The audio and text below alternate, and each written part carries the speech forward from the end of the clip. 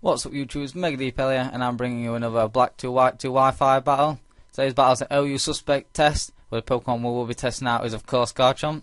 Some of you guys may know Garchomp is my favourite Pokemon because I think it looks epic, and when I found out it was being tested in OU with a new ability Rough Skin, I was extremely excited and couldn't wait to get to use him in OU. Because I started Wi-Fi battling in 5th gen, and Garchomp's always been Uber, and I've never been able to use him in the OU tier, so I don't know if he's broken or not. In my opinion he's broken, but I'd love him to be in OU because that'd be great. I get to use him all the time, and who wouldn't want to reunite all these dragon type Pokemon battling off against each other? Could have some amazing battles like Garchomp versus Haxorus. Garchomp, it is a great Pokemon, but of course it has its weaknesses, so yeah. Also you could have some great battles looking like this with Garchomp versus Infernape.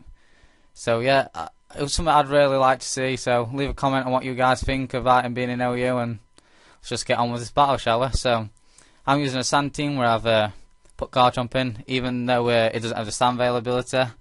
But yeah, my opponent's using a sun team with the main threats probably that Lilligant with the chlorophyll ability and the Genesect. Dudge Trio could be a problem if he tries trapping my Tyranitar to try and win the Weather War.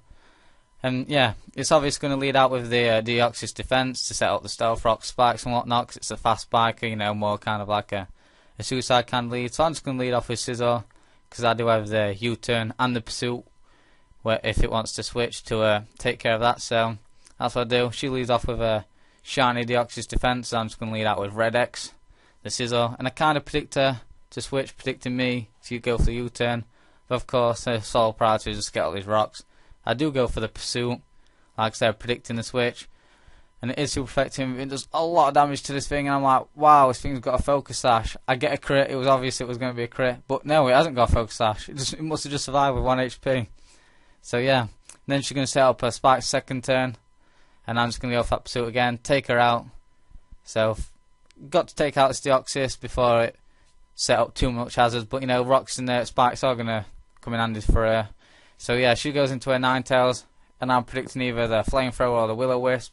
And the best thing I have to take both of them would be my Washy Washy, the Rotom Wash.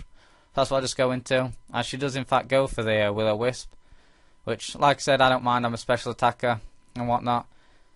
So yeah, that's great for me. And yeah, I am just going to go for the stabbed Hydro Pump over the Volt Switch, because I didn't want to go for the Volt Switch, and she goes into Dug Show, locks me in, I can't do nothing to it, and she just eventually kill me. So I do go for Hydro Pump, goes into Elegant, the Lilligant, and I do actually miss, so that sucks. I just go into my Tyranitar, just to get up the sand, so that this thing won't be as fast and as troublesome. And obviously my special defense will rise, so, and I am a special defensive Tyranitar, so I should be able to take this Giga Drain reasonably well. It's what she goes for, and I do. Looking at damage, after my leftovers recovery, should be able to live another, but I kind of don't want to stay in and risk not living it. And I need my Tyranitar's HP up because I don't want to lose the Weather War. So I just switch out as I go into my Scizor to obviously take the Giga Drain, because it's probably the best thing I have on my team to take it. That's what she goes for. Take it well. And now I kind of thought she'd switch, predicting the U-turn or something, you know, because I'm not too sure what this Lilligant could do to me. She actually goes to that Sleep Powder, hits, puts me to sleep, and I'm like, well, okay then. This shouldn't be too bad, because these things, it's probably going to set up the Quiver Dance, but it doesn't have the HP Fire. Pretty sure of that. I never see them, oh well, rarely. I don't think I've ever seen them carry the HP Fire. So yeah, she just starts setting up the Quiver Dance as I am trying to get the first turn weight, but I am actually MegaDPAL, and my luck's not very good, so I don't get that. So I'm just going to keep staying in, because I've not got anything that I want to take a Giga Drain or anything else this thing may have, so I'm just going to keep staying in, either hope to wake up and get off the U-turn, or just fodder out my Red X, get a free switch into something else, and go from there. So yeah, that's what I go for, keep trying to wake up. If she did use the Dream Eater in fact, which was extremely surprising to me, I'm like, well okay then. And this turn she goes for that Giga Drain, should have gone for the Dream Eater really, doesn't KO, I do wake up, fire off that U-turn, it's going to OHKO the Lilligant without a shadow of a doubt. So yeah, that's a dead Lilligant, so an annoying threat on her team is out of the way. So yeah, good job Scizor. Now I'm just going to go into my power, my Sheer Force Life Orb Landorus, which I am just testing out. I usually use the Scarf variant, and she goes into a Genesect. The only reason she go into that, she was Scarf.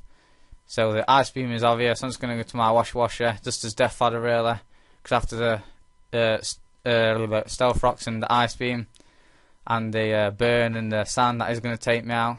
But that's fine by me. I get a free switch into anything I want.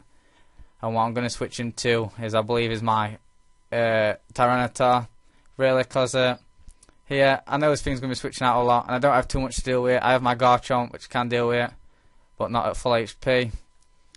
So I just decided to set up my Stealth Rocks instead of going for the Fire Blast, because like I said, this thing's going to be switching in and out.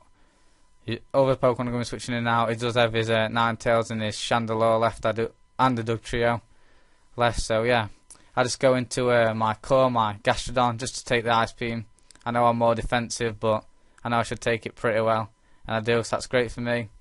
Here I'm predicting the switch, and I am just going to go for that Scald, regardless, because everything on his team is weak to it, barring the Genesect, and she goes into his Dugtrio, and after Stealth Rocks damage, that's going to break the Sash. Pretty sure it'll have it, but yeah, like I said, the Sash has been broken. Let's go for that Scald, take out the Dugtrio. Probably she's just using it as Death Fodder. Nothing really else she wanted to go into. She goes back into her Genesect, as I believe I switch out here just to see what she'd lock herself into. I think I just go into Scizor, just take the Stealth Rock and Spikes damage, and yeah, like I said, scouting what she's going to lock herself into, so I can go into the correct check. And she does actually go for the Thunderbolt, which is quite strange. So now I easily get a free switch into my my Garchomp, and obvious switch is obvious. It's obvious something's going to die this turn, so I am just going to go for that Stabbed Earthquake, because nothing on her team can resist it. So easily get it, a free Earthquake in. Something's going to faint this turn, and she decides just to sack the Chandelure. So that's extremely fine by me. That's one Pokemon down. I believe she only has a Genesect and Ninetales left now. The obvious Ice Beam is obvious, and I'm pretty sure the Earthquake wouldn't kill from this range. I will ease outspeed the Genesect, because I am Jolly Max Speed Scarf.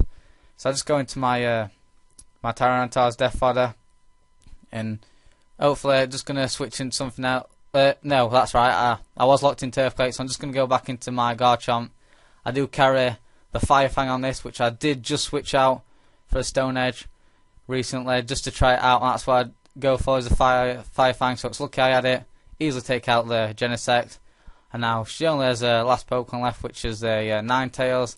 Obviously I'm locked into Fire Fang. I'm not going to want to stay in. Just going to switch out. Go into my Landorus, I do believe. My Power, I'm pretty sure. Yeah, that's right, go into my Power Mega. So yeah, she just goes for the Stab, Sun Boosted, Flamethrower and whatnot. That's going to do a decent amount to me, but I am going to survive. And then this next turn I'm going to go for that Sheer Force, Life Orb boosted, super effective, Stabbed Earth Power. Take care of this Firefox. So yeah, it's a good game. So leave a like if you enjoyed the battle. Tell me guys what you think about Garchomp in OU. Leave your thoughts. And yeah, thanks for watching guys. Bye.